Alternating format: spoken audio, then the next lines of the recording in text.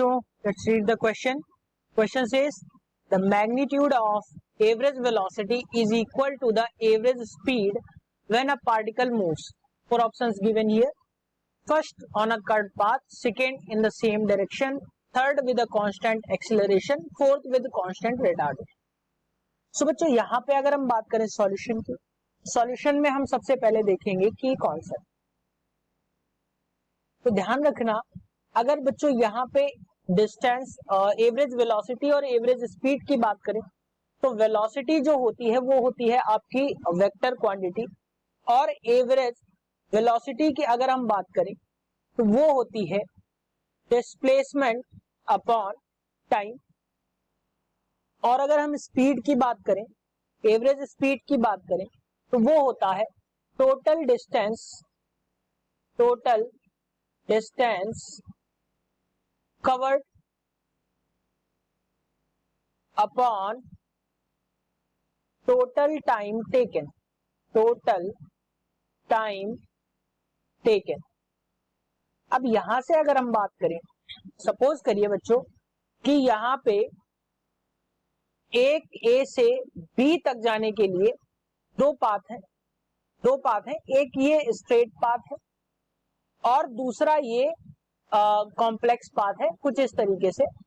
सो बच्चों यहां से अगर हम बात करें तो अगर हम इस पाथ से जाते हैं यहां पे तो क्या होगा, अगर हम इस पाथ से जाते हैं तो जो डिस्टेंस की वैल्यू रहेगी वो क्या रहेगी, ज्यादा आएगी. और अगर हम डिस्प्लेसमेंट की बात करें तो डिस्प्लेसमेंट क्या होगा, ए टू बी होगा.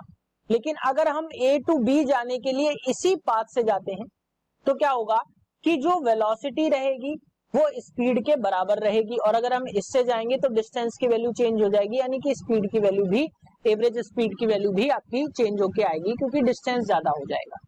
सो बच्चों यहां से अगर हम देखें तो बेसिकली जो डिस्प्लेसमेंट होता है वो क्या होता है, इनिशियल डिस्टेंस और फाइनल, इनिशियल पोजीशन और फाइनल पोजीशन के बीच के डिफरेंस की बात होती है. तो अगर हम वेलोसिटी की डायरेक्शन और स्पीड की डायरेक्शन, दोनों की डायरेक्शन सेम रखें तो क्या होगा कि उनकी जो वेलोसिटी होगी और एवरेज स्पीड जो होगी वो दोनों इक्वल ही आपको मिलेंगी, क्योंकि अगर हम इसी पाथ से जाएं तो इसकी एवरेज वेलोसिटी भी और एवरेज स्पीड भी यही होगी.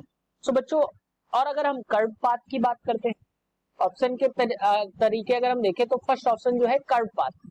बच्चों अगर हम यहाँ पे कोई भी एक पार्टिकल मूव कर रहा है तो अगर इस पोजीशन पे है तो वेलोसिटी कुछ इस डायरेक्शन में होगी, इस पोजीशन पे है तो अगेन वेलोसिटी इसकी डायरेक्शन ये होगी, इस पाथ पॉइंट पे है, सी पॉइंट पे है तो भी डायरेक्शन जो होगी, यानी कि पर यूनिट टाइम यहाँ पे जो डायरेक्शन होगी वो चेंज होती रहेगी.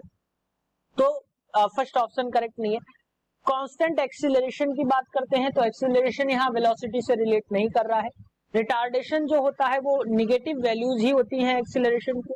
तो अगर हम करेक्ट ऑप्शन की बात करें तो option 2 that is the in the same direction, तो क्या होगा बच्चों कि ये आपका करेक्ट आंसर होगा. Hope you understood it well. Best of luck.